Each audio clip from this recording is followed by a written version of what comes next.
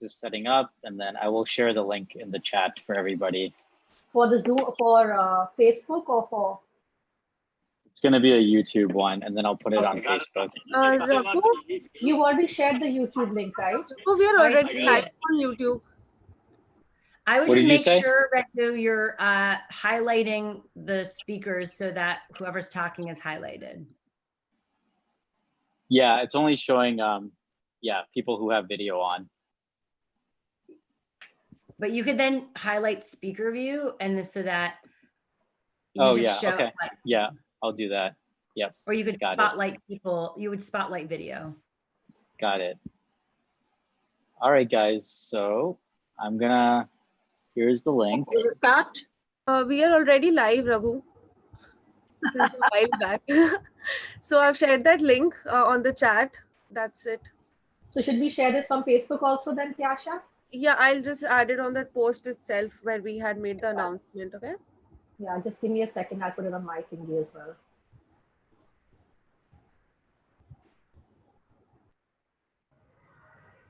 Okay. All right, Tyasha, so you got it going? I don't have to do anything, right? Yeah, just record it. Okay. All right. I'm going to start then. Yeah, Tyasha, can you just... can you post it on my timeline, because I can't access Facebook for some reason? Bizarre, yeah. Yeah, on your timeline? On my timeline as well, please. Okay, let me see. Just tag everyone, Tyasha.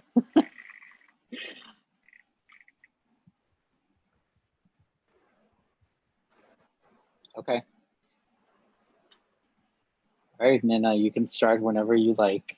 All right. I am so excited to be having this conversation with such a stellar panel, because I feel it's the perfect mix of mind, media, mindfulness. I think because I know everybody over here kind of meditates as well. And I'm even more excited because it's Daan Utsav, India's biggest festival of giving, which is happening from the 2nd to the 8th of October. Neelu, I'm going to start with your introduction because I feel, you were one of the first people who believed in my story. And after you had me on Rajya Sabha TV, the way people looked at me just kind of changed. So Neelu is a senior anchor and veteran journalist who's worked with a number of news channels from CNN, IBN, to Z News, Aaj Tak, India Today, Rajya Sabha TV, Swaraj Express, Satya Hindi, covering topics from politics to economy, international relations, and health issues. She's done a lot of work in the mental health space.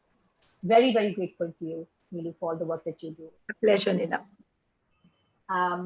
Shira, thank you so much for joining us. Shira Lazar is a Canadian TV personality, actress, writer, and video blogger who resides in LA. And recently she started, so she already has a platform called WhatsApp Trending, which is very well known. And recently she's launched a platform called Peace Inside Live, which is all about mindfulness, meditation, and movement. So Shira, it was such a difficult job.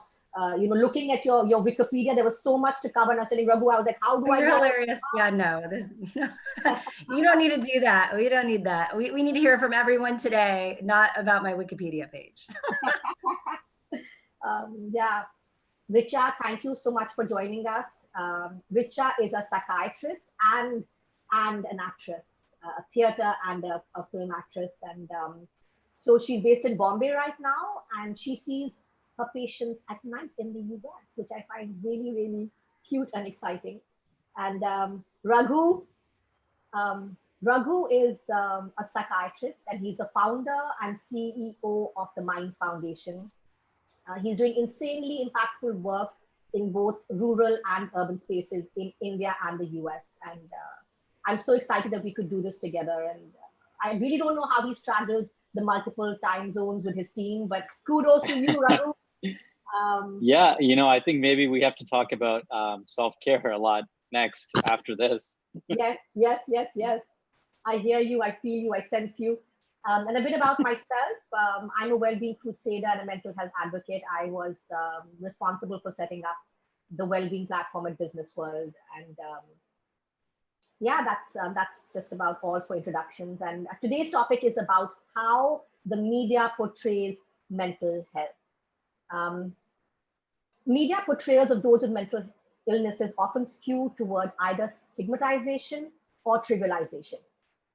Consequently, all forms of media, including television, film, magazines, newspapers, and social media, have been criticized for disseminating negative stereotypes and inaccurate descriptions of those with mental illness. The media has a huge role to play in how we view and experience mental health. So today we hope to dive into what it is and how we can change the negative portrayal of mental health in media. I'm going to ask each one of you a bit about yourself.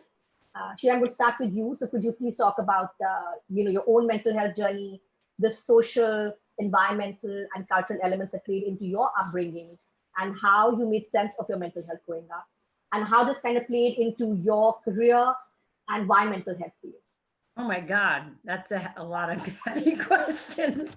Well, I am Canadian, so I think that definitely not growing up here in the States, like growing up in Canada, there was a sense of feeling very progressive and open. And I'm obviously white and privileged, and I came from, I would say, a good family compared to probably some people.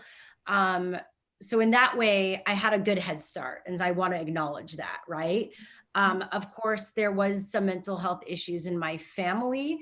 I was very fortunate. I think my baseline, I was always a very happy kid. Like I always had a glass half full mentality. I was optimistic, whereas I think that not everyone, even with their privilege, had that. So I was fortunate in that way. I think the first time I really felt like I had any sort of mental health issues, well, when I went to college, I remember crying a lot at different points. And I think at that point, at different points then, I wondered, oh, what's healthy and what's unhealthy? Like, when is this something that I need to take notice of, right?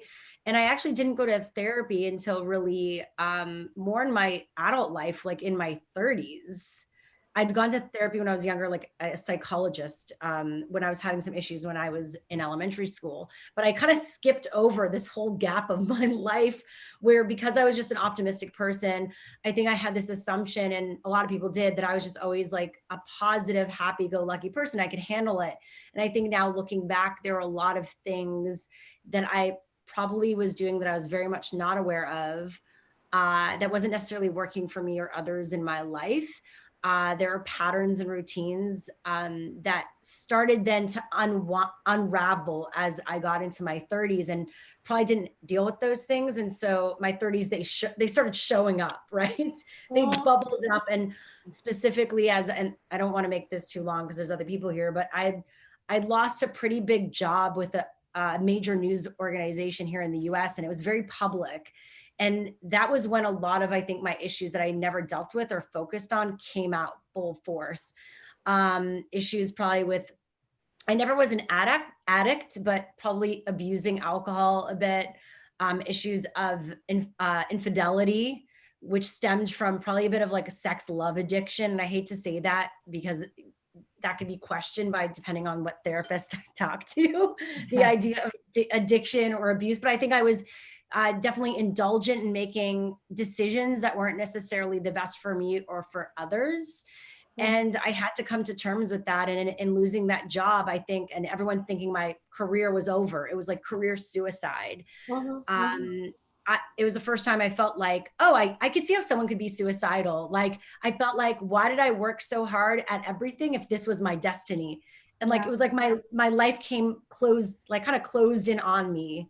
But I was fortunate to have a support system to really support me in getting out of that. And then through my own personal growth journey, and going back to therapy and really focusing on, I would say, mental health mixed in with spirituality, I've been able to figure out those tools to support myself and my own process. So Shira, I noticed something on social media recently that you posted, which was super cute, about it being 2020 and that you're only going to date people who are in therapy. It's so important to be to reflect. I mean, it's, I hear you, I'm with you, I agree with you. People, that was very controversial because one, and I'll bring this up, there's an accessibility factor to that. Not everyone can afford therapy. Mm-hmm. And so I don't necessarily, it's not about cutting out people that are in therapy and paying certain amounts for these things. I think that, you know, one, there are resources which I shared after that for either very cheap or even free resources. I think it's more the idea of like constantly working on yourself to see your blind spots and to see that we're all a fish in water. And sometimes it's hard to notice those things unless someone points it out for us. And to be constantly in a place of elevating and growing for yourself, it enriches the relationships you're in so you can have healthy, secure, intimate relationships, which is a beautiful, juicy thing. It's just hard to do from my experience with people who are not doing that work. Yes, I agree with you. I'm on your side totally on this one. So Richa, coming to you, the same question to you, you know, your journey, your experiences culturally, socially, environmentally, and your career environmental health. Yeah. So I also grew up in Canada. So, oh, Canada, very happy with that. I know. So same thing where I grew up in a very progressive environment and probably had privileges as well. But culturally speaking, you know, it's different because my parents were first generation immigrants and they came to Canada because they wanted to provide us with a better life, which is kind of what every first generation immigrant child goes through. But then we go through this identity crisis growing up, which is, am I American? Am I Indian? Where do I fit in? How do I fit in? And what does that look like? Yeah, and I think a lot of the mental health questions begin there, where with identity and just understanding yourself and who you are, and kind of having that born into who you are without even knowing what mental health is or what the world is. So I think it began there for me, and then kind of also I was in Edmonton, Canada, which is, it's not a smaller place, but it's smaller than Toronto or Vancouver, which is all like ultimately where people think you're from if you're from Canada. But growing up there, and then, you know, kind of I became a psychiatrist, which I'm very happy about, happy to be in the mental health space. But I was also very artistic growing up, and not having the opportunities to really pursue that just because of lack of opportunity around where I was living. Also, like, you know, it was very suppressing for me. So that's where my journey of just like, again, like the whole identity, not knowing where I belong, where I fit culturally, and then also in my career happened. And then when I got to New York, that's when therapy began. And that was really like the carving journey of understanding who I am, how I think, where I fit in. So yeah, culturally speaking, I probably wouldn't have gone to therapy if I stayed in Edmonton, because in South Asian culture, it's not something that's spoken about. You know, mental health isn't spoken about. It's not a thing. It's just, you're just feeling upset today. So I learned about that because I was involved with people and I had conversations with people to understand why I was feeling the way I was feeling. And then that led me to places like therapy and life coaching and other avenues like spirituality to kind of understand that side of myself. And yeah, so that's how I was there. And now I'm in Bombay acting. So I'm getting to explore all sides of things because I went on that journey, because I wanted to understand and kind of know more about who I am and why I am. Lovely. Thank you for sharing. Neelu, I'm going to come to you and ask you the same question. Thank you so much, Nina. And it was lovely listening to Shira and Richa. And honestly speaking, I'm not a very mental health kind of a person sharing with you very honestly. And I grew up in Allahabad, which is a very small town, and in a convent atmosphere, and in an era when mental health per se as an issue wasn't taken very seriously, where you were told by the families, by the relatives, by the people around that, oh, don't talk about mental health too much. You're not a pagal, you're not a crazy. And, that was the kind of environment in which we grew up. So mental health wasn't too much of an issue at that time. And we were growing up in school, because convent schooling was more about, in our era, about, being moralistically correct and, that kind of an atmosphere where people didn't talk too much about mental health.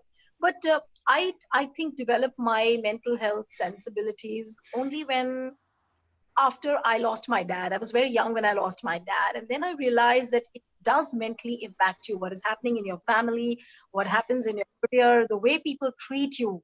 I think mental health revolves around that. And when I came into my journalistic career, that was in early 2000, And then when I started with interacting with the people on the ground, going to do the stories, that's when I realized that people were going through so much of mental stress. I grew up in a family where people were trying to make me secure. And at that time, I actually didn't realize that mental health also is a part of your well-being. And, it's such an important component of your life. It is equivalent to almost like any health issue. I didn't realize at that time. But only during my career days, I realized that mental health is actually an important aspect. Uh, After having working with all the channels and, doing different kinds of stories, uh, I never thought that, I'm going to take up mental health so seriously. But as I grew up and advanced and developed more myself as a media professional, I realized that to develop the sensibilities related to mental health is very important.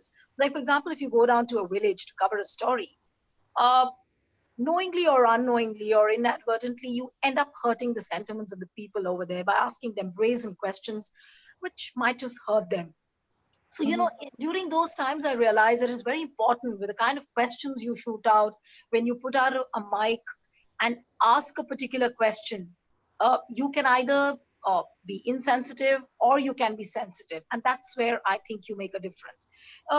Even during the COVID times, the kind of coverage we see on the media, and also, like, for example, the latest is this Hathras rape incident, which is making waves in India. And if Raghu, and I'm sure everybody is watching what's happening in India right now. Nirbhaya happened in 2012, and now we have another rape incident. And look at the brazen insensitivity which is being portrayed in the media, and the kind of videos which are coming out. So, that's where I think the media makes a lot of difference. And in my capacity, I have tried to make that small difference. For example, I recently had launched a program called Boonde Oski. And this program was revolving around the issues around the children who are living in the remote and tribal areas of India, where you don't have easy accessibility. So, I'll come back to you because that's my question for you, that how do you handle, topics that are sensitive like this? So I'm just going to finish the introduction. So Raghu, the same question for you. And Neelu, you're right after. Yeah. Yeah. Raghu, okay. So yeah. This is a difficult question to answer in some ways, but I think the thing is that we are all born with mental health already to start with, and it's just a matter of when we figure out how it's affecting us, right? So for me, I think that I basically my father's a scientist, and he wanted me to get involved quite early with doing research. So when that opportunity came, I was about 12 years old, and I had an option of deciding where to work. And so I was fortunate to grow up in Boston, near Harvard Medical School.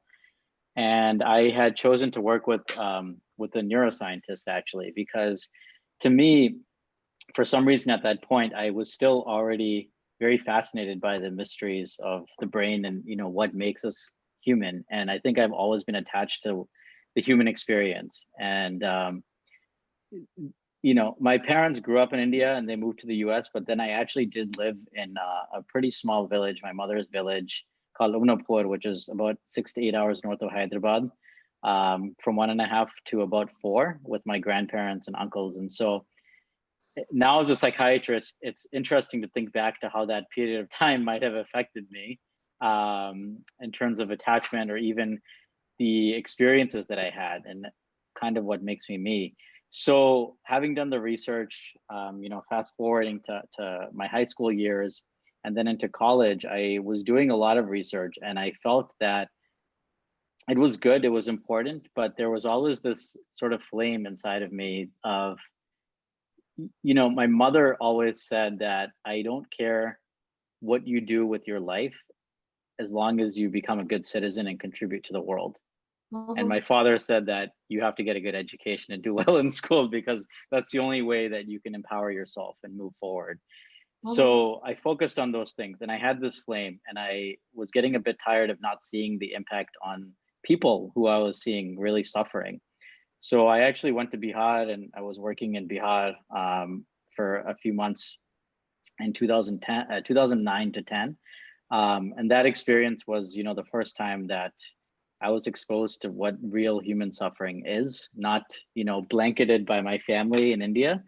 And I was by myself on that trip. So that was a very powerful experience. And at the same time, I had some family going through the mental health system in India. So being exposed directly to that, and that really drove me. And the reason that I chose psychiatry as a field of practice is that I am obsessed with stories. And I get paid now to listen to stories and to try to help guide people to their goals and their passions. And it's that human experience that, you know, makes us who we are and how we're unique and how we can contribute to a collective. And so that's kind of my journey through it. And yeah, we all have mental health. It's about our journey on how we discover what it is to us. Yeah, I'm just fascinated, Raghu. Each time I look at the Minds Foundation page, I'm just blown away that you started it when you were in college. I'm just like, what the hell was I doing in college? I don't even remember college. I don't even remember college. Okay. I mean, I had fun too. Yeah, you had fun too, but you did like such meaningful work. It began then, and so you sort of set the seed then. So I'm so happy to know you, Raghu. Really, honestly, and very, very proud of you. Thank you. I feel the same.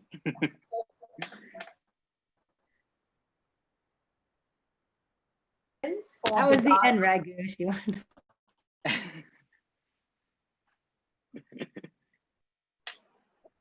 So Neelu, yeah, when any violence or bizarre act happens, many people are inclined to label the perpetrator as crazy. Although the criminal may have a mental illness, automatically assigning the label crazy does a great disservice to people who live with mental illnesses every day. And this happens on a regular basis in the media. So for me, Neelu, you represent the media and you're one of the few journalists who handles mental health very, very sensitively. So I want to understand that how do you ensure sensitivity as you approach the subject of mental health in the work that you do? This is a wonderful question, Nina, and I think that's where the core of the entire conversation is that, you know, when we talk about the portrayal of mental health in media, where is media going wrong? We need to analyze that. And one of the biggest factors right now for me, I think, is that the way media is perpetuating negative stereotypes. So, for example, if a person is living with a mental illness, whether it is TV, whether it is print or social media, we generally tend to say, oh, that person is aggressive, that person is violent, that person is asocial. All kinds of appendages or qualifiers are attached, and then we tend to use a vocabulary saying that he's crazy, like what you put out. We say he's neurotic, or he or she is neurotic. Then we say he's deranged. So, you know, my problem is like with every coverage, I find that, you know, where is media lacking right now? We are lacking because we do not have a guiding source in any media organization, whether it is film production. I think for me, this is a very important point. And I would like to give this as an input to the INB ministry as well. Like, for example, you know, in schools, if we can have a counselor to counsel the students, then in a film production unit, why can't we have psychiatrists to give his input? In a news organization, why can't we have a psychiatric input so that he or she, that psychiatrist can guide us that this is the kind of vocabulary to be used, the vocabulary which is fair, vocabulary which is coming from an expert mind, just to guide you whether your story is sensitive or not sensitive, so that we do away with this kind of brazen usage of vocabulary. And I really have a problem with the kind of the vocabulary which media uses, knowingly or unknowingly. Of course, the mental health law debars you from using words like pagal and all that. But still, you know, film production, sorry, my dog is there. Yeah, just. So what I'm saying is that we really need to have a psychiatric input right now, whether it is film production, whether it is news organization. And until and unless we have this kind of a usage of vocabulary, it will continue, and it will continue brazenly. So I think this is something which needs to be taken up very, very seriously right now. Nina, can I just add to that real quick? Neelu, you're speaking to my heart. Oh. I think that, the words we use are the most powerful tool that we have in fighting the stigma, right? So I just wanted to bring up one point. There's the University of Southern California Annenberg report from 2019, which showed a number of things. They examined the top 100 grossing films and 50 popular TV series. And what's important to note here is that the prevalence of mental health conditions among the audience far outpaces the characters that are depicted on screen, right? So this actually presents a distorted view of the world for those who live with and thrive with mental health conditions. And their stories aren't represented well in popular media. And thinking about violence, 46% of film characters and a quarter of TV characters with mental health condition are shown with aggressive behavior. But in reality, most people with the mental condition don't actually have violent behavior in their life. So this depiction of danger with mental health and that association, that needs to change. And so, Minds Foundation has been working on developing a toolkit or a test for media that films depicting mental health need to go through. So it's something that's in progress, but I completely agree with you. I mean, this needs to come from top and bottom. Yeah, sorry to butt in there, but I just wanted to make another point. That there's, I think we need to introduce a mental health course, a basic course for the journalists who are upcoming, and also for the budding script writers. I think if that is made as part of the curriculum, we would be doing a great service to mental health. Because when we talk about the portrayal of mental health in media, where are we going wrong? We are going wrong with our depictions. We are going wrong with our projections, the vocabulary we are using. I have a major problem with that. And that is happening only because we are not taught about mental health in the initial years. So if we can include that bit as part of some kind of a training in the initial years for the journalists, I think this sensibility can really improve and the projections and the portrayal will really improve.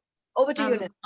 I'll also add, because I work in the media in the US, I think the US has been doing a pretty good job at this. Like, I think that there's a lot of reports, and organizations like Crisis Text Line and Trevor Project do reports and work with these organizations for wording of certain things. Like, since 2018, I've been seeing a lot of like, it's not you don't say they committed suicide, they died by suicide, and that takes out the stigma of it. And so I think that things are getting better. And I would say, even as a creator, like independent creators and YouTubers and influencers and social media stars, a lot of these organizations that are typically nonprofits are reaching out, or there's a lot of organizations that are around social impact that will bring together creators when it's Mental Health Awareness Month or when it's Suicide Prevention Month, and to talk to them about like how to spread the word with their audience about, one, how to deal with these things, but also we'll create an education for, if you're going to be talking about these subject matters, how to talk about them in a way that is responsible.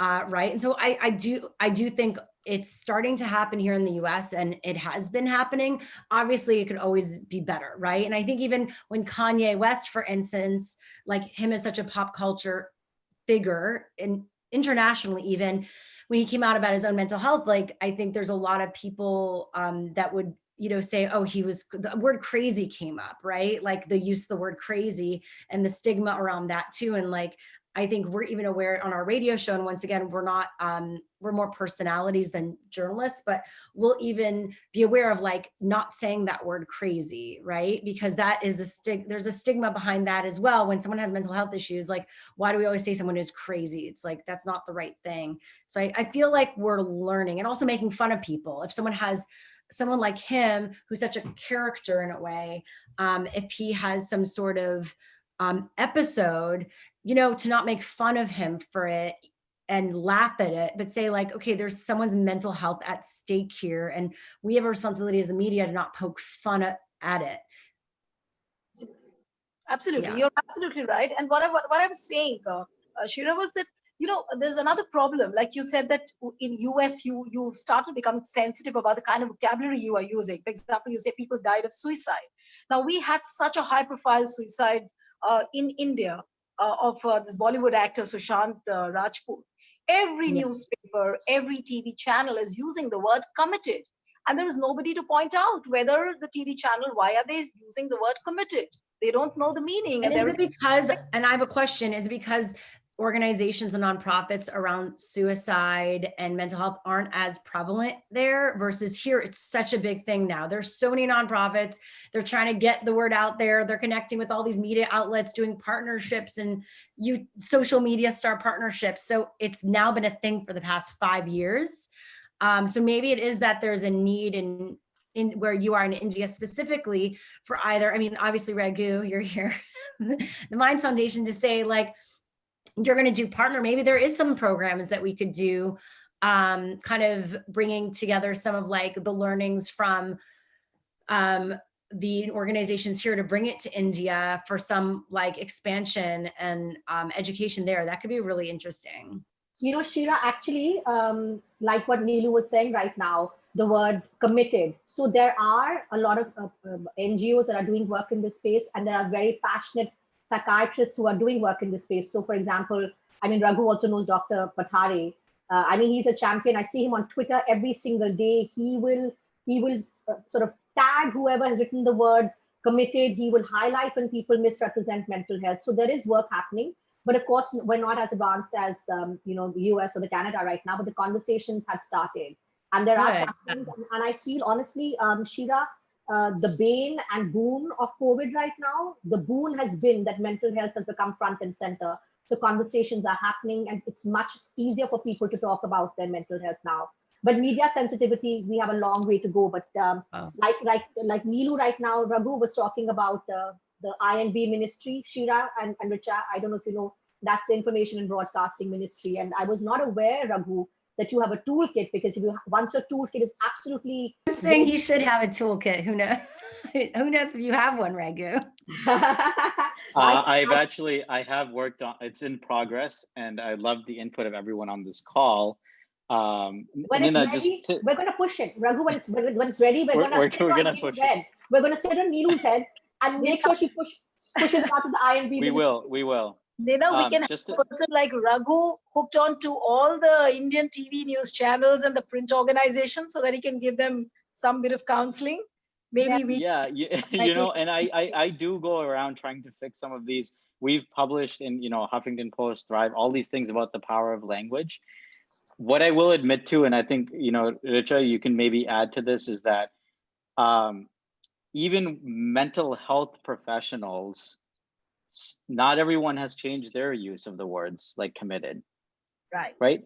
And so as people are picking up on mental health right now, Shira, right?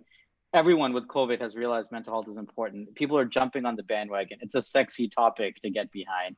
But the problem is the majority of campaigns that get recognition because they have marketing dollars behind them, they're not necessarily led by mental health professionals, which is not a bad thing. But what it does mean is that they might not have the full mental health literacy and language. And so it's our role as professionals to join hands and forces with them. And that's what needs to change. That wall needs to break down. And just kind of, I mean, you said about having someone in-house to do that. Like, I know it's television shows like House MD, they actually hire television doctors who sit backstage and educate you and teach you the proper vocabulary so that you don't misspeak on television. But like Raghu said, with psychiatrists themselves, you know, I know when I started residency, there was a big in just languaging, and we were being taught initially what is right and what is wrong, and kind of what informs society and informs people and labels people in certain ways, because there was this but the way that people would even label someone with mental illness and say she's a schizophrenic or she's depressed. But it's not that, then that becomes their identity. Then it says that if I was diagnosed with schizophrenia, I am a schizophrenic, that means that is who I am. And that's not what it is. So just simple things like that, like labeling someone that then becomes their identity, simple things like that, which we do need someone like Raghu to come in and make a rule book for, you know, and just hand out to people. So I think it's an opportunity though to do something like that, having a conversation like this and recognizing the importance of that and the vocabulary to educate one another. So yeah, no, definitely it's a work in progress, but having a rule book or a playbook like that can kind of be handed out to organizations before broadcasting, and I used to work at ABC for a little bit, just in writing journalism, we would cross-check with psychiatrists. So I did a couple of articles on mental wellness, and I was a psychiatrist myself, so I was able to use the languaging that I needed, but my colleagues who were not psychiatrists, who were maybe in other fields of medicine, because I was working in medical journalism, would reference with psychiatrists or with me. So just doing your due diligence. If you know that you're working on a piece that is going to include certain language, just making sure that you do your due diligence to reach out to someone who might be able to cross-check it for you. That's something that you can do if there is no playbook, just to, cross those T's and dot the I's before you can even misstep. Richa, I don't know if you're aware that now in India, a lot of platforms are doing proper fact checking in terms of Google has like a whole fact checking program that a lot of Indian media houses have plugged into. I don't know how well they're doing, but it's something that I became aware of quite recently. So thank you for that, Richa. Raghu, so I wanted to come to you now, that how does mass media affect one's mental health, and how huge an influence does it really have? I think each one of these questions we could have a separate panel, but this is the beginning of something larger, and I think that's the power of the Danotsav week in general. So, but getting to your question about mass media, first we have to acknowledge, right, that it's actually a very tremendous tool for the reach, the constant exposure. It's the ability to actually use perception and sway popular opinion, right, of a large population. So we can use that to our benefit. It shapes the way that we have ideas and understanding of issues. And but oftentimes the problem with it is that we frequently have negative and imprecise portrayal of mental health. And so what this does then is that it reinforces the stigma and the mistaken beliefs, the myths about mental illness that are there. And when someone gets this type of content persistently and constantly, repetition, along with reporting that provides intricate details that are also not proper. For example, with suicidal behavior is one of the most spoken about things incorrectly in media. You actually end up doing more harm than good. And people's perceptions are powerful, right? So it's one thing to go and talk to a doctor, and where you get good information, but most people are not going to get it from that. Most people are going to get it from mass media. So again, it comes back to the points we're discussing of the importance of that. So especially now with social media, which I know we'll probably get into later in the discussion, it is the constant repetition that will reinforce negative stereotypes. And so we have to be very careful when we think about mass media. What is it that we're putting out actually? And are we actually representing the true lives of those with mental health who are also doing well, not just dealing with it without treatment and suffering, but those that are doing well? And the message that needs to be sent, which is really missing in mass media, is that oftentimes TV, film, journalism, they show the negative side. They show the suicide, they show the depression, the alcohol addiction. But what they don't show is the power of treatment and the number of treatment options available. And so we actually have a very strong responsibility as psychiatrists, as content creators on the panel, to start to incorporate this treatment and therapy actually and depict it appropriately in mass media. Yeah, so I'm so excited that our next topic of the panel is about different treatment modalities. But like you're saying, that how mass media, it affects the way people think about mental health so hugely. I find that the power of storytelling of your own stories really helps, especially if you're a content creator and in a position to make a difference. And Richa, I'd like to come to you now. I mean, you're at a very interesting sort of cusp. You're a psychiatrist, you're in a part of the film fraternity. So I want to understand from you, from where you're sitting right now, that what is the reluctance that you sense in filmmakers to deal with the subject of mental health? I mean, we've had movies like, A Beautiful Mind in the West. We've had movies like Tare Zameen Pe or Dear Zindagi in India. So what is the reluctance level that you see right now? So it's actually interesting, because I feel like right now we're coming upon this time where everybody wants to talk about mental illness and mental wellness in general. So people are creating content. It's just a matter of what type of content is being created and what's being depicted in that content. So just kind of going back to what you said in your last question to Raghu, you know, the majority of people who live with mental illness live completely normal lives. It's the minority of people who are on the extreme or who are really, really unwell to a point where they need to be hospitalized. So that's just the point there. But right now, I think people are wanting to have this conversation and create content that points towards this, because in this time that we're passing through right now with COVID, like we said, the conversation has shifted so much towards mental wellness. So it is something that, again, there's this intersection of business and media where what's going to sell. And now that conversation is all of a sudden becoming very popular and people want to hear about it and want to speak about it. So in terms of the reluctance, I think the reluctance is decreasing because people want to hear about it more. But the irony of the situation is that although people are showing this conversation and having this conversation more often in media, I don't know if the same thing is happening in life, that we're accepting the people that we're showing on screen. So things like Dear Zindagi, it shows a very normal, you know, it's a very normal depiction of someone who lives with mental illness. It's not very extreme to, you know, to the degree that something like, I think you had mentioned, you know, A Beautiful Mind, like something like that would show, which is the classical, what you hear about the stereotypical view of someone who lives with schizophrenia. So we're seeing these like more normalized versions of people who live with mental illness, who it might be like minor versions of depression or anxiety.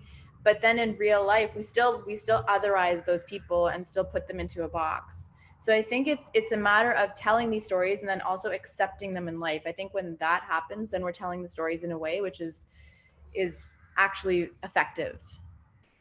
I want to make a quick plug there, because Richa and I were in Mumbai a few years ago in 2018, and she did an amazing film, which I had an opportunity to work with her on as well, for Minds, in support of Minds as well. And it highlights what we're just talking about. It highlights everyday people with mental health issues or mental ill health, but how they're actually overcoming it, whether it's through music or exercise or family support or music or therapy and medication. And so and it's, you know, it's 5 minutes and it's very powerful in that aspect that it highlights it. So that's the type of storytelling that needs to start to happen.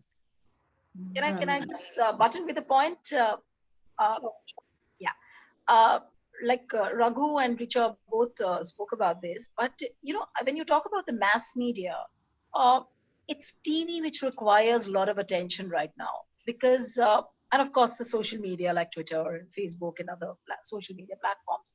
Because if you see the way print is functioning, print is more tolerant. They are more rooted to what is needed actually when you project mental health. I think print is more rooted to the reality. They are more sensitive, but TV and social media is where it needs attention. TV is less tolerant. Or even films. Some. I'm sorry to use that word, but yes. You're saying more, are you, is it sensational? They sensationalize it in a way. No, like it becomes like you're a character that has depression, or you're a character that has anxiety, and you become this extreme portrayal of it. So what I meant to say was that we need to bring about a balance between what is newsworthy and what is emotionally arousing. And if we can weave these 2 points with a good vocabulary, with some sensibility, I think we'll be doing a great service to mental health. And this is what is lacking, especially in India, with the awareness level is not to that, you know, when you compare it with countries like US, like what you said, Richa, Shira, that, you know, so much work has already started to happen. But here, the awareness level is very low. We need more discussions like these with Nina, with Raghu, Shira, Richa. We are needed at this point of time, and especially, you know, when in times like these, when people are going through so many economic pressures, societal pressures, even at the rural level, there's so much of mental stress. People thought that, you know, people living down in the villages, they are stress-free. They're enjoying the sunshine, they are enjoying the open air, and they don't have too much of stress. But look at the COVID times, look at the kind of migration which happened from the rural to from the urban to the rural areas, and the kind of mental stress which at every level is there. You know, it needs to be brought out with a certain sensibility. And as I said, and I'm going to repeat it again, that if we can bring about this balance, when you talk about journalism, when you talk about TV, we need to bring about this balance between what is newsworthy and what is also emotionally arousing, because you also have to ensure that people are watching you with what you're depicting and what you're projecting. So if you can bring out the balance with that vocabulary, I think that's where the key to success is. I think what's really sort of ringing a bell with me is that, the sensationalization that's happening right now is off the charts, and the misrepresentation of characters. And Rich, I'd like to come to you on this, that the media contributes to mental illness stigma through the exaggerated, inaccurate, and sometimes comical images they use to portray people with psychiatric disorders, as well as providing incorrect information about mental illness. So how do we steer away from this, in your opinion?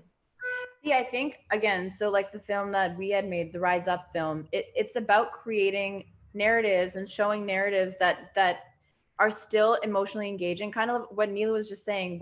What is that bisection where, you still have emotional arousal and you're not over sensationalizing something? That sweet spot is really what we have to find in storytelling. And I think right now, with this sensationalization and this, characterization of people who live with mental illness, is what we think the sweet spot is, but it's really not. So we just have to dial that back a little bit to tell stories that are more based in reality, like we did with, what we tried to do with Rise Up, was tell stories of people who are living very normally and who are dealing with their mental illnesses in whatever ways that they are, but navigating lives beautifully still and living like any of us would. And just, you can dramatize that any way you want to, but it's the narrative that you're telling. So I think just kind of bringing that dial back to the center and saying that the bisection can still happen by telling stories that are neutral and that are real. Like I said, the majority of people who are living with mental illnesses do not live in those extremes and are not that ill. The majority of people living with mental illnesses are like you and I. So instead of focusing on that outlier of the people who are very, very ill, focusing on the majority of people and telling those stories instead, and creating that emotional, the dramatization that you want within the mean rather than the outlier. I think that would be the key. Richa, you earlier used the word othering, sort of otherizing, you said. Yeah. And now I'm telling you what I've been observing on social media largely is that there are no others, because everybody now, because of COVID and because mental health is such an acceptable, kind of like Raghu was saying, a pretty topic right now, everybody seems to be sharing their stories. Yeah. Now, how mentally ill we all are is a question mark. But I think the whole point of otherizing now, I think people should start realizing that there are no others actually, and I think, yeah, it's normalizing it, right? Like, I think that, or I hate to use the word normal. I think everyone's on a spectrum and there's no normal. Absolutely. And then we all realize, like, we have different baselines, we're in different spaces, and we get to be more compassionate to ourselves and others around that. Yeah. Really. And I think, and just like what you said about right now, everyone is kind of finding an opportunity to come out with their story and recognizing that mental wellness is relative to your own life.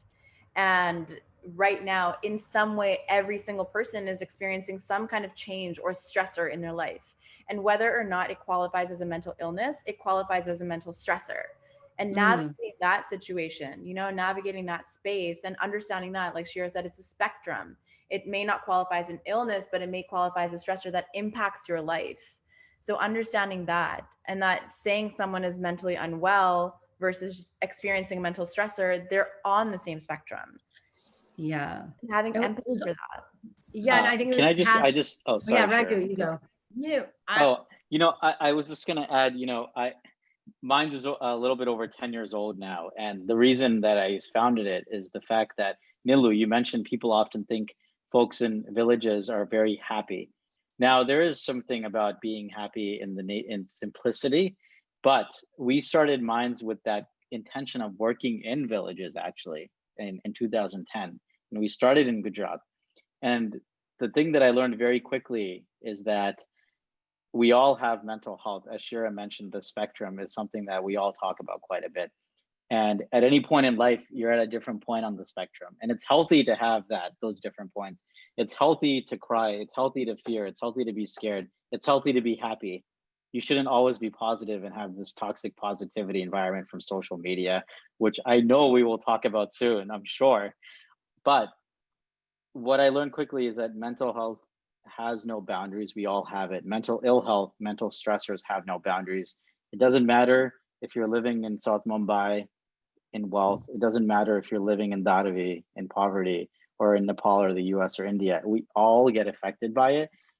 And all COVID did was it uncovered the pandemic that was already at play. So now, will people continue to recognize mental health as being important when certain things go back to normal, if they ever do? That's the question that we have to think about. Absolutely. I think COVID, I mean, that's the brighter side of the COVID, I can say, that people are more open towards talking about mental health. They're coming out with stories. But I think when we are talking about mental wellness, in this pursuit of mental wellness, media does try to omit a lot of specifics, and we tend to overgeneralize things. So I think we should not forget that. There are so many manifestations of mental health. And when media is projecting or portraying, I think we should focus on different manifestations as well. Like Tarizami, for example, which Nina mentioned about, that was one film which mentioned so much about dyslexia, and people had not heard, at least in India, people had never thought of a disease like that, or maybe a condition like that I could use. So I think we need to include more specific manifestations of mental health. I think that's where also media is lacking. And in fact, TV is lacking a lot. Print, you do find often on mentions about these specific manifestations, but TV and journalism, I think, is where, and also social media, I think we need to focus a lot on the specific manifestations. Yeah, I was going to say that's why, and I know we have a question. In the US, 13 Reasons Why got very called out for this because of their extreme portrayal of it. And then it inspired a lot of copycats, but then it also said, is this the best way to talk about this? Because it looks different for everyone. And it was just so raw in your face. And that's why I think that there's shows, and I actually haven't seen this one, but Euphoria, that's also that talks about the teenage story, and they do approach these topics without sensationalizing it, right? And I think that was a specific call out where I think they had good intentions in bringing it to the forefront without realizing like it was in bad taste almost. It was like tone deaf to the and very triggering for probably people that have had family, friends that have been through it, or they themselves have attempted that, to witness that. Yeah, it was somewhat irresponsible actually. And I think that was a reality check for a lot of producers and actors and filmmakers and storytellers for like what not to do in the future as you approach this topic, to be honest. Shira, there were so many notes that I've been taking. I'm like all over the place right now, but I mean, about 5 minutes ago, we were talking about toxic positivity and about social media. And I'd like to come to you because you started your platform quite recently called Peace Inside Life, which is about mindfulness, meditation, and movement. And you, as an actor and an activist, have a lot of social media presence. So do you think that now, with so much conversation about mental health on social media, that the portrayal of mental health is going to be different? Yeah, I think because as each person comes out with their lived experience and their story, we see that comes in different shapes and sizes, backgrounds, cultures, colors, ages, right? And that's why each person's story is important, because I think there's dangers in putting a blanket statement on something, or a blanket definition around something, or someone who has this is this type of person. And I think that's why during this time, as we see more people coming out who we would have thought, oh, you don't seem like the person who would have this. Well, there's not one specific type of person who experiences this. It's a human experience, right? Suffering is a human experience. Happiness is a human experience, and everything else in between. And so I think that for me, at least, I think we've come a long way. We still have a ways to go, but we see a lot of celebrities come out about their mental health here. We see a lot of social media stars come out about it. I don't think it's as stigmatized or as weird anymore or strange. That said, I think we still need to report about it when someone shares it, right? We can't get that used to it where someone shares it and we're like, oh, it's not a big deal anymore, because everyone gets to be celebrated for sharing something that's very honest and vulnerable. I think vulnerability needs to be celebrated. Shira, for me, talking about mental health, I often suffer from feeling like an imposter. Like, am I okay enough? Am I okay enough to be talking about mental health? And then, thanks to COVID, again, the boon of COVID, that everybody's talking about the fact that even if they're a yoga teacher or a mindfulness or meditation teacher, they're like, listen, we're doing this because we're kind of like, Rag, you and I spoke about this, and I try to be very clear. I'm not an expert. I'm figuring out my own experience as a human living on this earth. So I can only speak from my experience. And I think that's sometimes what we see, and the dangers of sharing and becoming an expert at something you may have not been certified in, you don't have a degree in. You have to be responsible in what you share with people, right? Which is why even like Crisis Text Line, when they were working with creators, they were warning them not to necessarily go back and forth with people if they reach out to them saying that, they're depressed, they want to take their life, saying, please call the Crisis Text Line, here's the resources, versus starting a conversation acting like you're a professional in that regard when you're not. Let's be clear. And I think a lot of people are taking on this idea that they're this professional because of reading a lot of books or being at a lot of conferences and being around something. And we need to create that distinction right now, because I do think it's dangerous in many ways, which is why I only speak from this happened to me. And this is what I think from my experience and what works for me. That said, here's some resources from the experts that can support you on your journey. So that Yeah, Shira, A lot of people. It's a wonderful conversation, and it's happening so impromptu. I was listening to what Shira was saying. If you just look at the journey of mental health in India and elsewhere in the world, I mean, thanks to COVID again, and I think this is another brighter side on which we should harp on.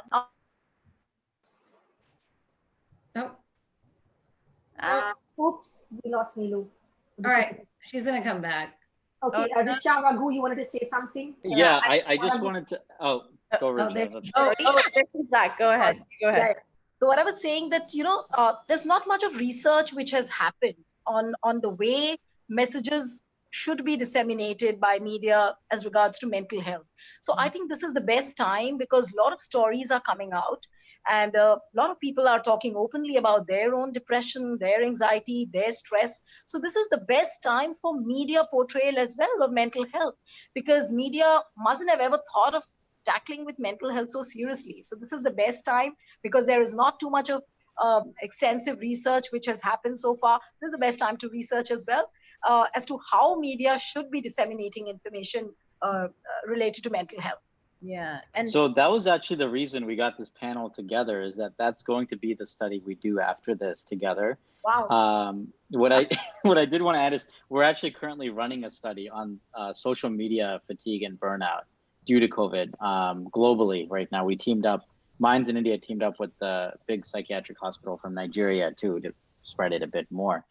I just wanted to say one thing before I let Richa speak is, Shira, you mentioned the term expert, and I will argue probably till my grave that no one can ever call themselves a mental health expert, because, and I'm a psychiatrist, Rich is a psychiatrist, both of us are in severe debt from medical school, probably.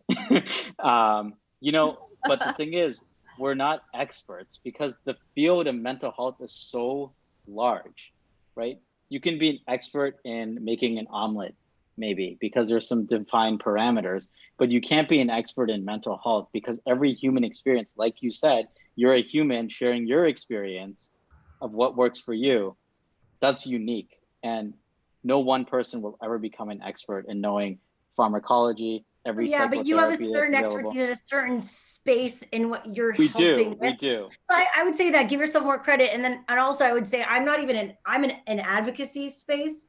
I wouldn't even call myself an activist yet, because activists and Ibram X. Kendi says this, where it's like, activism is when you change power and policy. I'm not there yet. Maybe a bit of what I do can be like contact tracing can be connected at a certain point, but right now not directly. So I think that we can be advocates though, instead of necessarily an expert, like I would say as a social media person or a creator. Risha, yeah. No, I love that. Thank you. Yeah, it's just, I'm just trying to say it because I think the term is being used a lot. And I want to acknowledge that everyone has their own experience. It's very unique and needs to be contributing to the space. Richa, you wanted to say something? Just speaking to what Shira was saying earlier, about the conversation and having resources available. I think it's a great thing that we have the ability to have this conversation in general and that people feel comfortable speaking about mental wellness. And I think that this conversation needs to happen more often. And if we have an opportunity where people who are advocates or in that space are open to having that conversation, I think it's a bonus for us because more people are speaking about it. So I think then it comes down to recognizing, like Shira said, when do you need to refer out? When do you need to say these are the resources?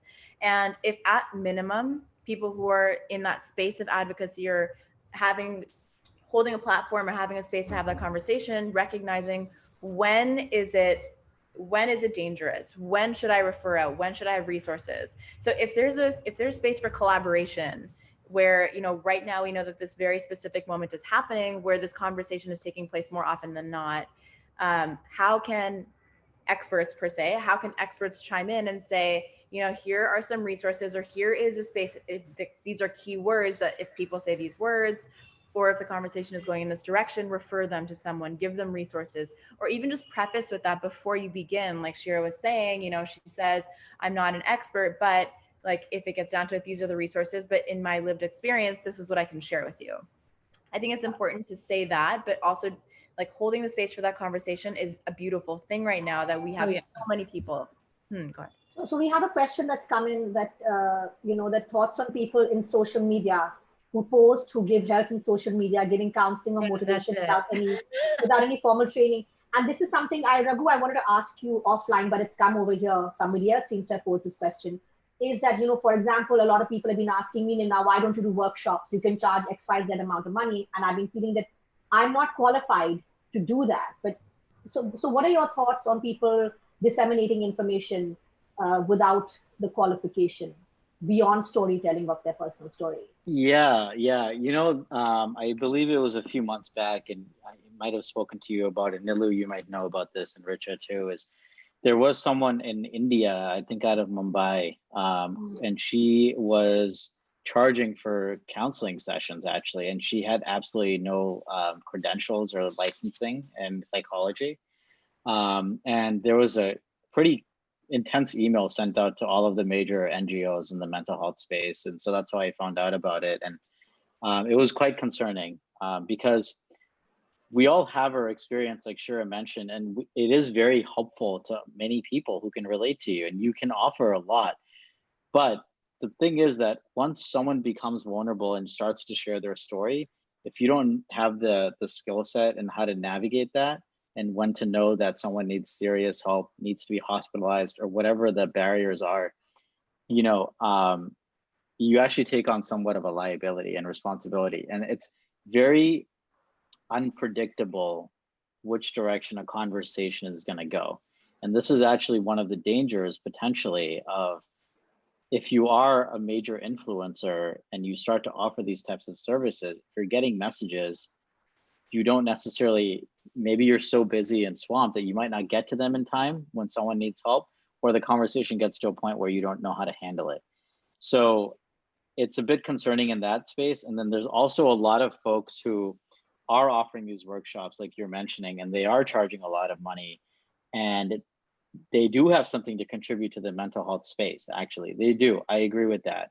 We need them. We need their help. But commercializing something like that can be a bit dangerous unless they acknowledge very, very, very clearly that mental health is a wide field. The wellness space is huge, and that what is the role of a coach, a psychiatrist, a therapist, a mindfulness teacher, a yoga teacher? They all have different roles. They all have pros and cons in the space, all of them, even the psychiatrist and the meditation teacher. So as long as we educate society about the spectrum of mental health and the spectrum of treatment options that are available, and people are very clear on what their roles are in that, then there's a benefit to it. But the issues come up when it gets a bit out of hand, and people don't know the difference, and they don't have the mental health literacy to navigate the differences of where to go for help at certain points. I think the two words literacy and the spectrum are very important, and the fact that Richard earlier mentioned that sort of very clearly supply the resources if your story is not enough or your experience isn't enough to support somebody going through a very difficult time. And I think Raghu, you probably know in India how much of spiritual counseling is happening, how much of life coaching is happening, but defining that spectrum, it's so important, because there's so many people I know right now, especially during COVID times, who are offering services. I mean, every second person, if not every person that I know is offering, hey, you know what? You can pay me 3,000 rupees an hour and I will talk to you. Yeah, it's true. And everyone, actually, everyone should be actively listening. That's something that we can all do to help each other. But Shira and I were actually having this conversation, I think, a couple of days ago. So yeah. Well, yeah, which I just brought up, and I think that it's just important. I think that within a few months to a year, someone who was, just a person on social media now is a coach. And I think that I'm all about, going after your dreams and all that. I just think that there is room for each part in a process of going through your personal journey. Like I had someone who wanted to be my coach, and I was open to it. And then I got a therapist, and this coach didn't want me to go to therapy. And then, I wonder why. Because she wanted to see that what she was doing, she wanted to see her results. And she said it would be hard to track.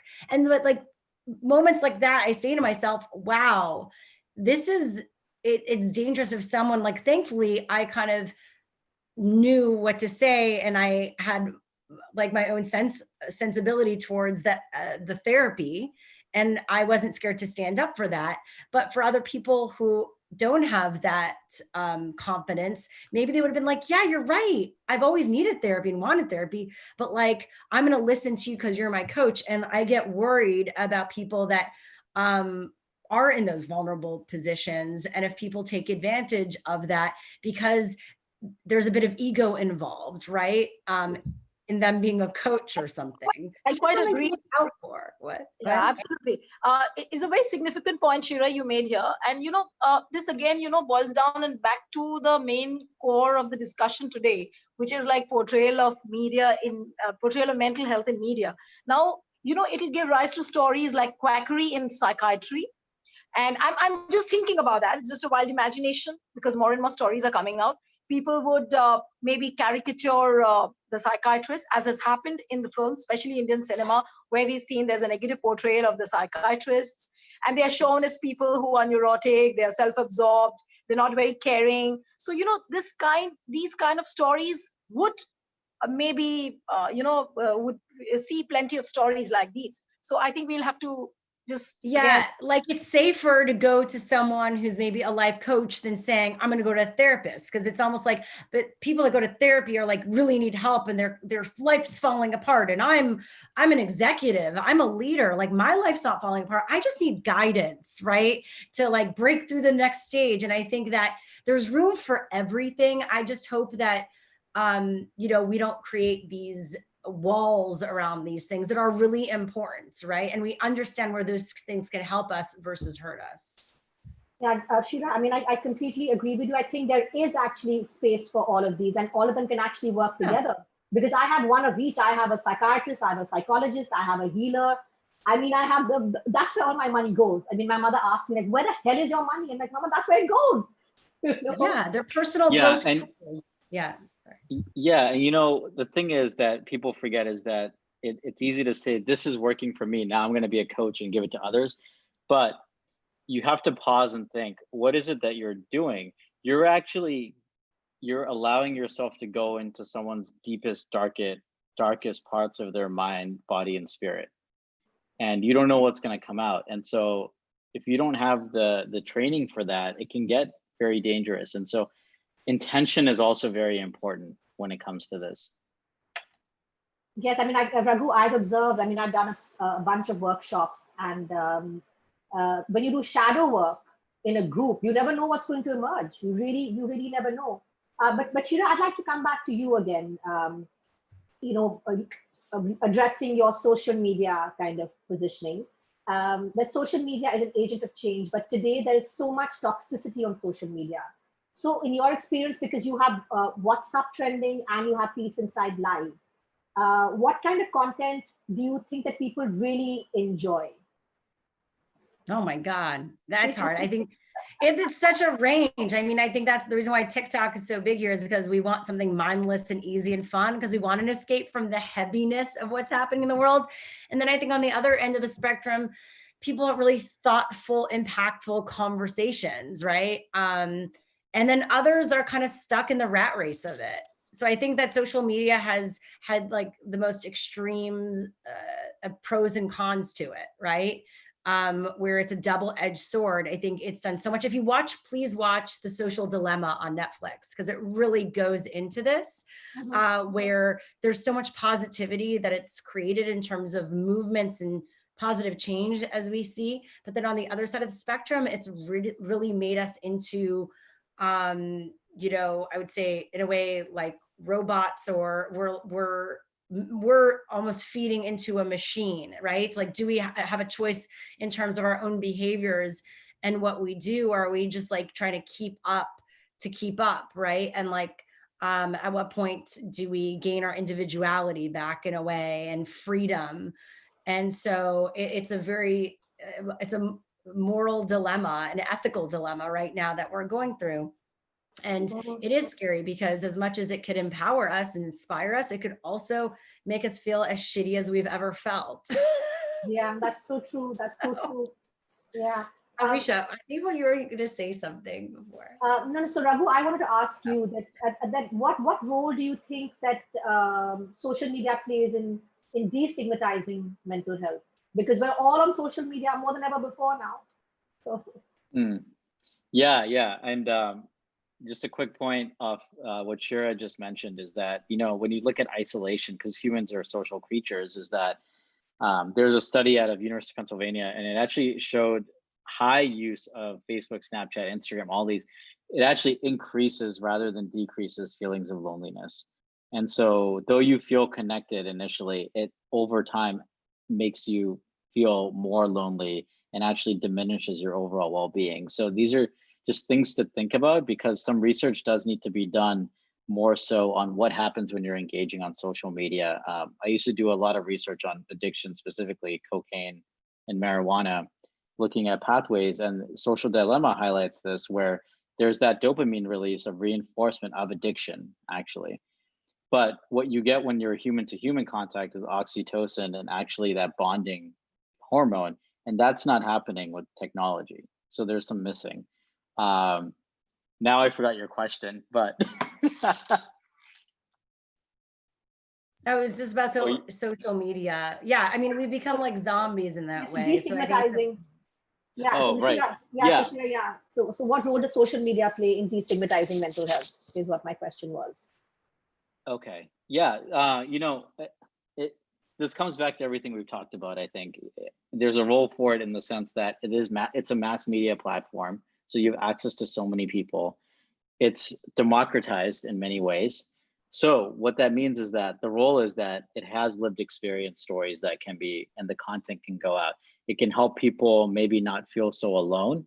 It's one thing to hear a celebrity speak about mental health. It's another to start seeing people who you can relate to, openly becoming vulnerable and speaking. So it's a very powerful platform for all of that. Now, again, this has to come back to what Neelu, Richa, and Shira were mentioning, which is that there needs to be some type of playbook or guide or guidelines that people know about on what this content should be saying. And that's not just for producers and writers, it's for everyone who's going to put this type of content out. So that's what's important. So there is a role for it. Obviously there's negatives, but I think highlighting the positive roles of it is really important, because we use it to send out tools too.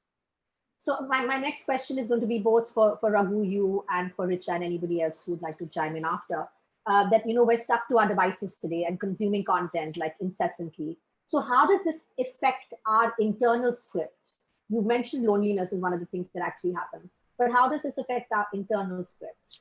So kind of going back to the social dilemma, if you've watched it, it does touch on this a little bit, and just seeing what other people are doing, seeing highlight reels. And this is something that I think everyone has experienced since social media came to existence, seeing the best parts of people's lives impacts us and impacts how we feel about ourselves. And aside from feelings of loneliness, feelings of depression and anxiety have gone up in adolescence. And it is because of this. And numerous studies have been done actually showing this and showing the correlation. So it's not like social media is all bad. Like, again, like the social dilemma I spoke about, it began out of a place of connectivity and bringing people together, which it really did.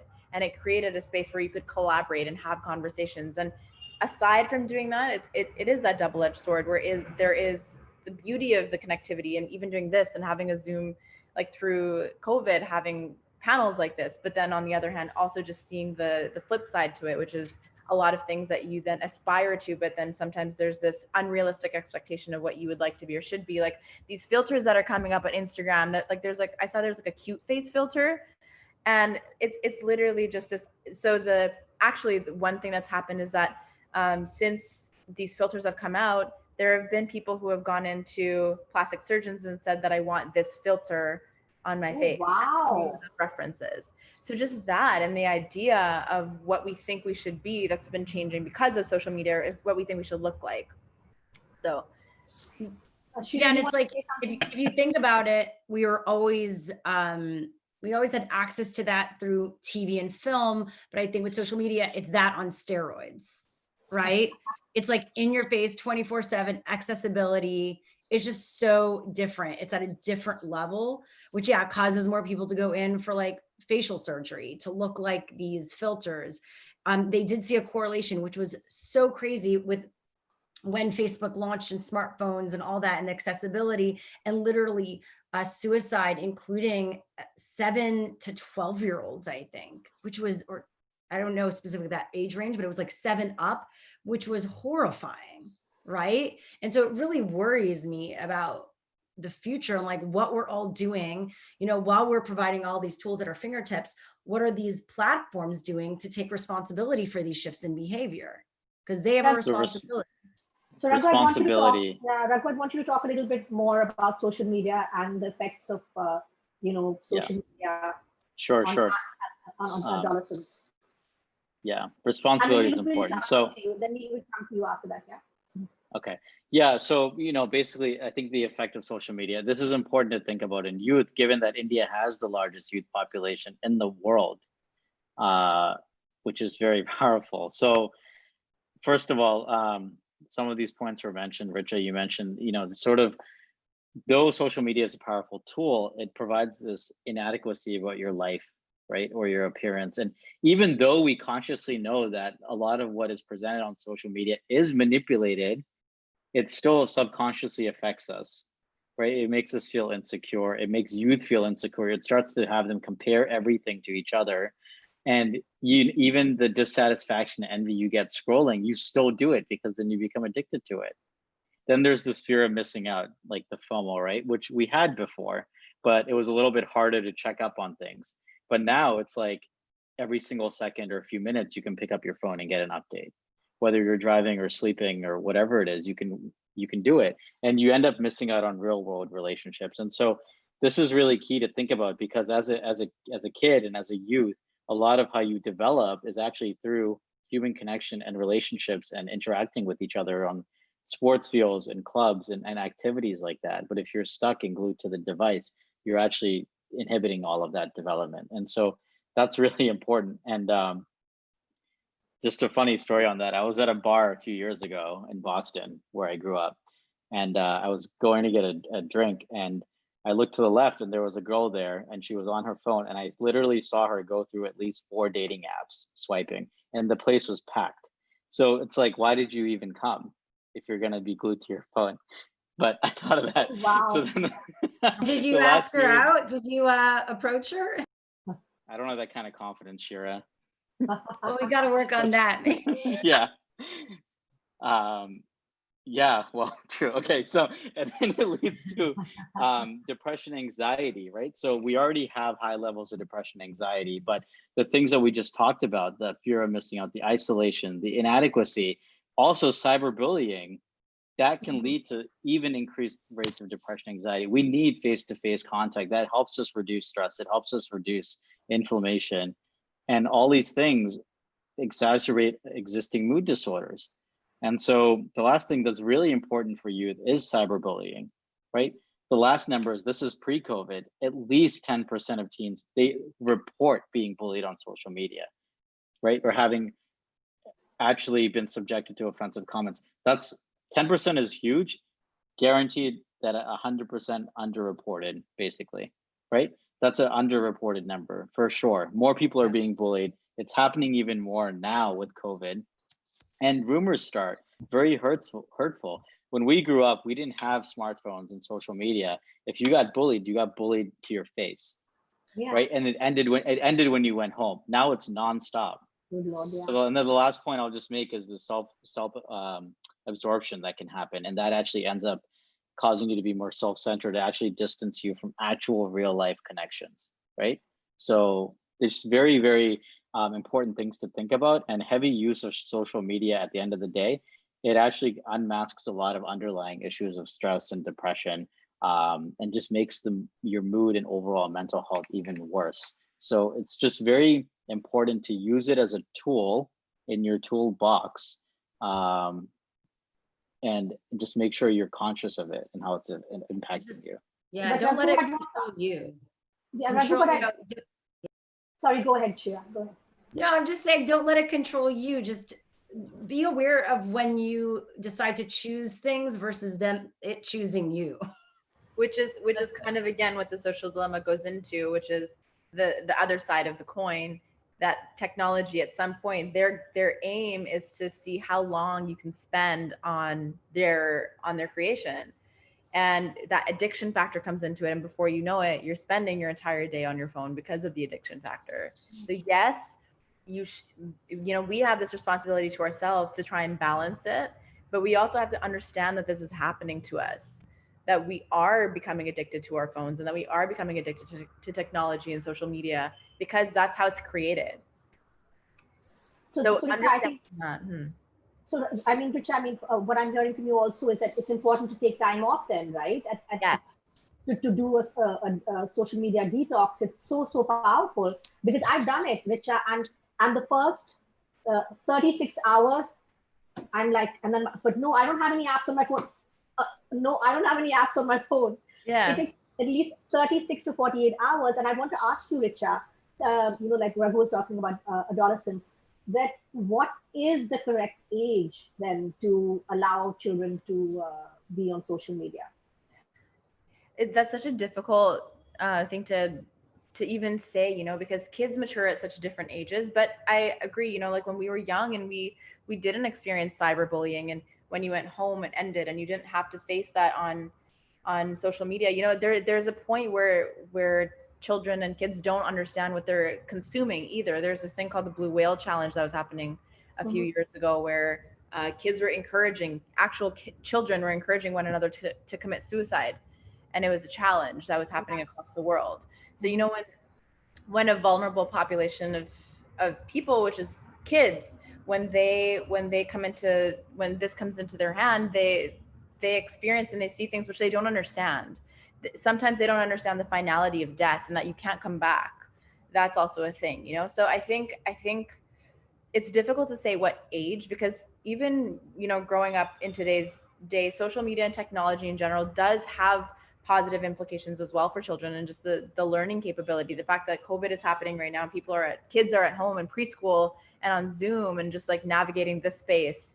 It's great that they're able to do that and have the accessibility to this. But then like things like Instagram and Facebook, that kind of thing, I think before your frontal lobe is developed enough to understand what certain things like death and, not even just death, but have a certain sense of self. Before you have a certain sense of self, becoming really active on social media is dangerous for you, because then your sense of self can develop, like we said, through images of other people or what we think we should look like or we think we should be like, so that happens much later in life. But I would say, at least 13, I would say. That'd be my daughter's turning 13 next month, and she's been pushing me. Mama, but you said 13. I said, no, I'm lying, of course. Now I said 16. Well, you know what's interesting is also, Richa just used the word committed suicide, and I think in this context, it's okay because the challenge was actually telling people to commit. Right. But I do want to acknowledge that since we're talking about the importance of language in mental health. And I mean, Shira, you can probably attest to the next point, which is that a lot of the Silicon Valley tech executives, they actually don't give their kids technology till a very late age. And so, there's something to that. I was actually surprised on The Social Dilemma when some of the execs or people that built all these tools said because of their knowledge of how addictive it is, they're very disciplined about that. And I don't know if I want to use this word, but anal about it. They're very anal about that fact, and it's funny because I guess I do know a lot of people in the Valley, but yet I guess some of them have kids, some of them don't. They're still single. But I was very surprised to hear about that. I'm not surprised, but I was surprised. But it shows like how much there's a disconnect. If you're going to build something that you don't want your kids to use, then you probably shouldn't be building it. Yeah, Raghu, my next question was going to be to you, and I think you've already answered it, is that is social media a trigger that kind of leads to mental health issues? Would you want to add anything in terms of? The only thing I'll add is that, as I mentioned again, that heavy social media use can unmask existing issues. Can it lead to other mental health issues? Yes, probably, because our job in mental health really is to allow someone to get to a point of self-awareness, right? Mm-hmm. And if they're in the process of developing it, as Richa mentioned, they can be easily influenced by things on social media. So I just want to say that. And, I think there's also been a lot of questions coming in through the YouTube stream that we've actually covered quite a bit of them, but I want to acknowledge, thanks for folks who are engaging and asking. That's lovely. That's lovely. Okay, another question that I want to ask you, Raghu, is that the media often portrays mental illness as being untreatable or unrecoverable. How do we change this script? Yeah, we addressed this in the beginning, I believe. And again, I think the script that needs to change, and this is coming out of, I agree with it, but the USC Annenberg report really highlights this, is that we actually have an opportunity in making sure that we provide accurate, nuanced, hopeful portrayals of issues in a safe and responsible way for viewers, right? And what we do need to add is that we have to start to add the treatment and therapy portion of it. We can't just show someone going through a depression or a hospitalization or a psychotic episode, but we have to show how they recover from it, or how not just recover, but how they live with it, right? And that's something that Richa has done with the Rise Up film, which is available. And also we're releasing another short film on World Mental Health Day that also highlights this, so people can follow us and view that. But that's what really needs to happen, is that let's start to highlight the importance of people living with it and the actual realities of those with mental health. So don't just portray it with violence, don't just portray it with suicide, but portray it with the executive or, the high school student or university student who's living with it and functioning and actually living their life. Yeah, Richa, before when we were talking, before we started, before we went live, we were talking about, how there's gender bias, right? And there's trivialization of actual symptoms that people have. So what you see in media is, okay, fine, somebody has OCD, right? But nobody talk about the thought process behind it. So how does one address that, the trivialization aspect? As in the trivialization, as in the trivialization and misrepresentation, I would say. Right. Well, it's funny because so I was actually working on this short film right now, and for a part of it, I had to submit dialogues or sentences that patients of mine could potentially say, or that I would see commonly.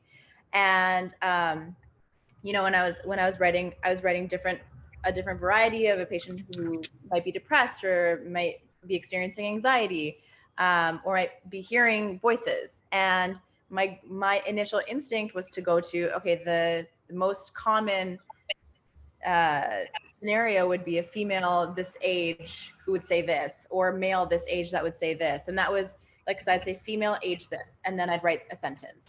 And then I had to go back and check myself, because I was like, wait, if I tell the story that's been told already, then we won't see the flip side of the coin. So then I went back and I rewrote every sex and the age of the person who was saying the dialogue to something other than what I had put down. So something other than the norm or what we see typically, so that we tell a different story. So we don't always see, the woman who is young and in like love and distress, like trying to end her life or take her life, or we don't see like the toxic masculinity and the man who's just raging with hormones. Like these things that we kind of see that become stereotypes. Stepping away from that narrative and telling a different story, and understanding that across the board, just because it's more common for one demographic to experience something, that everyone else still can. That it doesn't mean that only one part of the spectrum will experience it. But again, it is a spectrum. Well, that's where I was gonna say also, that's why it's important to have experts, people that work in this field, plus those who live this experience in the writer's room. Yeah. I think that, so that you're not just creating these characters and dialogue based on assumptions of what you think this type of person is. And I think we're seeing that being encouraged more.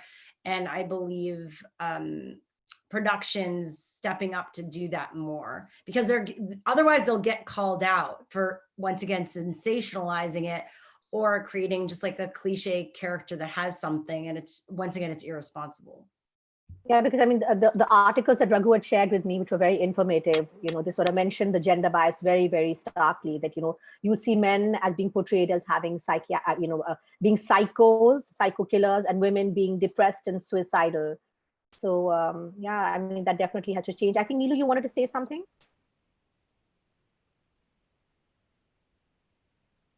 You should unmute, Neelu. How do I unmute Neelu? 1 second. Neelu, you have to unmute yourself. I haven't muted her. Yeah. Can you hear me now? Yes, can hear you now.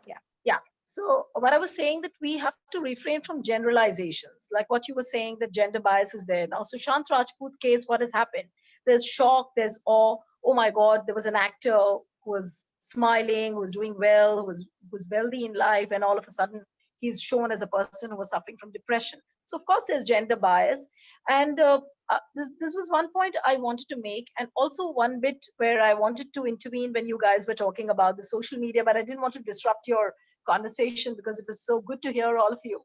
That, talking about social media, if it is an agent of change, and as Raghu was mentioning, that it has democratized the opinions to a large extent, but it has increased the toxicity level as well. And that's where we need the firewall, and media is not doing enough on that. And talking about the social media, I mean, Richa was mentioning about OCD. Look at the way #OCD trends on the Twitter, making a mockery of the people who are suffering from OCD. I mean, it's not always about cleanliness. It's not always about about perfectionism. It's oversimplified. It's trivialized. So I think that's where media is not doing its job properly. Whether it's the TV medium, whether it's a print. Print, of course, I'm quite satisfied and happy with the way print is functioning, but I'm just not happy with the way TV, journalism, and social media is functioning. That's where we need to have firewalls. Now look at one example of how Bollywood is under so much of stress and anxiety. Why? Because media has portrayed that. Taking, for example, what is happening on the drug abuse case and the Sushant Rajput case. I mean, every second person is being summoned by the authorities, and the way it trends on social media, as if, it has led to so much of fear and anxiety in Bollywood. That is one particular world which is affected. And not that thing is in entirety, but these are points which need to be highlighted, that whatever we are doing, no matter how we are projecting, it shouldn't be leading to so much of stress. It shouldn't lead to so much of anxiety. And as what Raghu mentioned, that yes, we need to check on ourselves as to how much screen time is enough, and where do we just need to say no, it's enough of this toolbox, what you're having with you? Neelu, that was going to be my next question to you, what you've just answered right now, because Shira, I don't know if you know what's happened in India. No, can you? So there was a very famous actor called Sushant Singh Rajput who died by suicide, or it's alleged that he died by suicide. So it's been completely sensationalized, and I mean his former, I mean his girlfriend has been summoned, and then what happened after that was that a bunch of it just opened up an entire can of worms about drug abuse, and now each and every celebrity from the film fraternity in India is being scrutinized, is being summoned, is being questioned by the Narcotics Bureau about weed. Shira, we live in a country where people are being raped, murdered. I mean, and the media is looking at weed. You're feeding into it versus holding the authorities accountable to focus on other things. Absolutely. Yeah. I mean, that's also their own thing. They want to like also put the attention on something else because they don't want to deal with these things. There's a rape that's happened of a woman who's been that's also that is the media and journalism's job to say, okay, we're only going to cover this so much because what else is there? So we're going to ask them those questions because they might not expect that because they're trying to focus your attention on this one thing. And then what happens is because of ratings, you know, all these networks or sites or, you know, newspapers are seeing, well, this is what the public wants. So it's like this constant kind of cycle, right? That feeds into the other. And then that's why in media or news, you need to have the people that deal with like what's happening on social media. And then you need to have the journalists that are focusing on like the things that they think are important to bring to the public. You know, Shira, you need to have like the two focuses or else then you can get lost and then you're actually not doing your job. Absolutely, I agree with you. And I mean, I'm a huge advocate for this one actress in India. Her name is Deepika Padukone. She's one of the first Bollywood celebrities to talk about her mental health journey, and she shared it. And now, I don't want to use bad language, and I'm not going to, but I mean, it's really screwed up that people now are scrutinizing her, saying that because she smoked weed, or she allegedly is a drug addict or whatever, she's been put under the scanner, and her entire work in the mental health space has been put on the side. The fact that she has depression is now being questioned. It's ridiculous. People who've done good work are also. Sometimes I think you need the pendulum, unfortunately, swings to here so that you could find some sort of middle place. And like, it's unfortunate that the people who came out first are in the line of fire, right?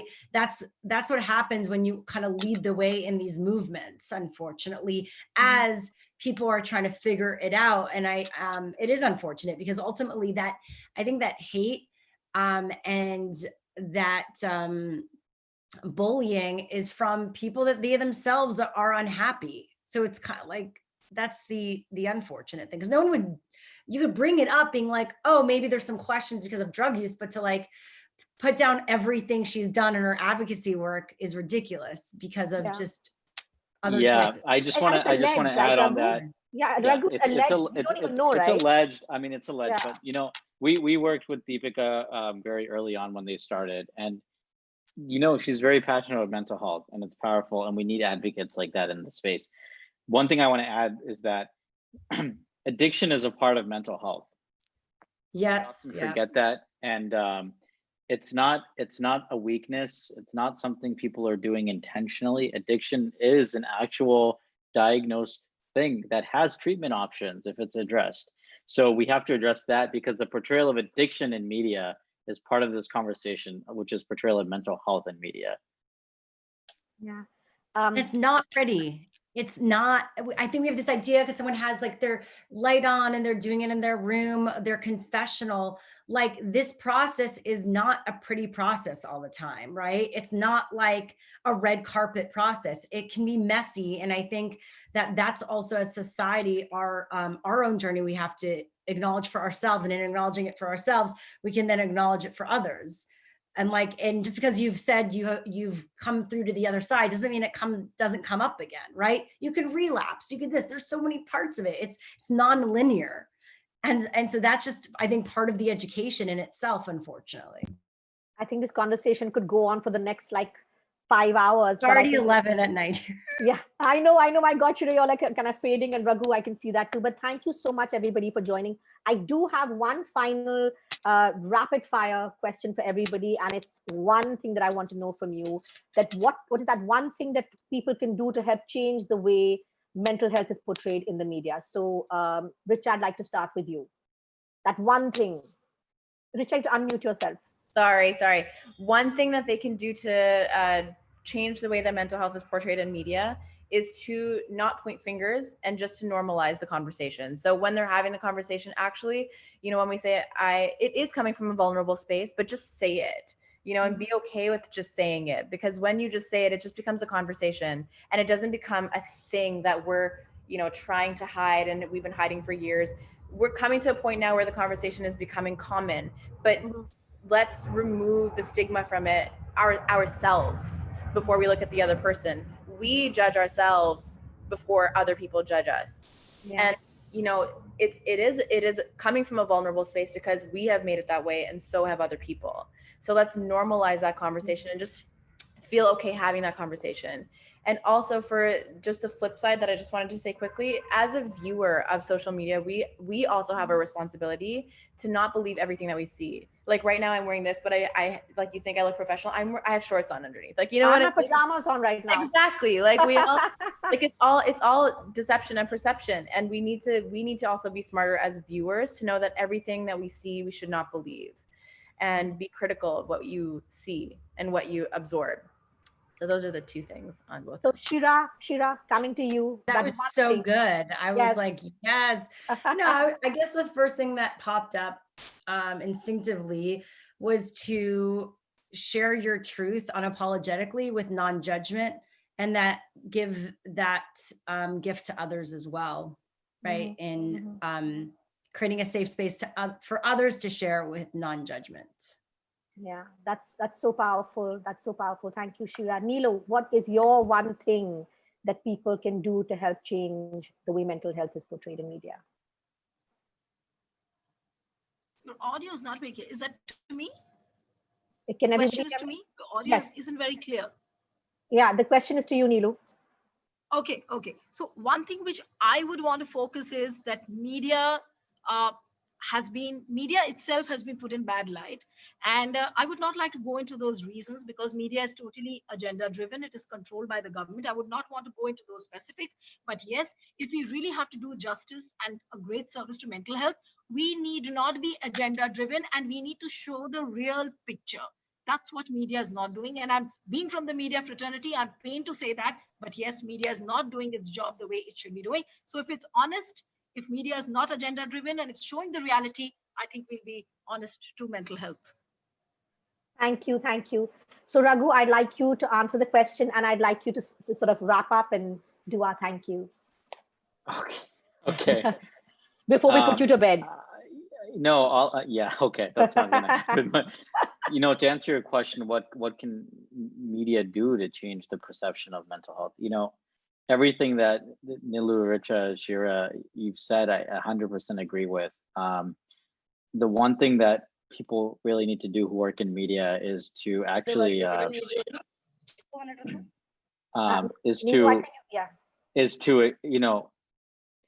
accept themselves first for where they are and look at their own mental health. That's one key. The second key is that they need to acknowledge they have a powerful platform. They need to acknowledge what others are dealing with, accept them, and then give them a platform to actually speak and be vulnerable and share their stories. And then the last thing I'll point out is that incorporating the treatment and therapy and the positive side of mental health, the growth that comes from it. Oftentimes, the most powerful growth comes from discomfort and from obstacles.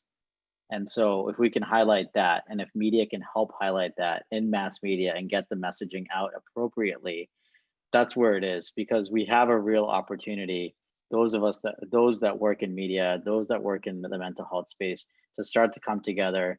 And again, I'll say it, the opportunity, making sure we provide accurate, nuanced, hopeful, and positive and realistic portrayals of the real issues that people are dealing with in a safe and responsible way for viewers is what needs to be done. it has to be done responsibly. So Nina, thank you so much for supporting Minds Foundation, joining our board recently, because you are a very powerful advocate in the space. And so it's a pleasure to have you working with us, and to Neelu and Shira and Richa tuning in during this very challenging year that we're all going through. So I'll just mention, you know, the Minds Foundation, it's an NGO working in the mental health space, for those that don't know who we are. And the vision that I have, and I had when I started it, is quite simple. It's let's create a world in which anyone, anywhere can access the mental health resources that they deserve, and be supported by a community that listens, shows empathy, shows compassion, and is loving of that journey. Right? So it's a simple vision, and the solution to it is to accept one another and to respect the journeys that each individual is going through. So we're very excited for this first panel to launch the Danuta Week on Portrayal of Mental Health.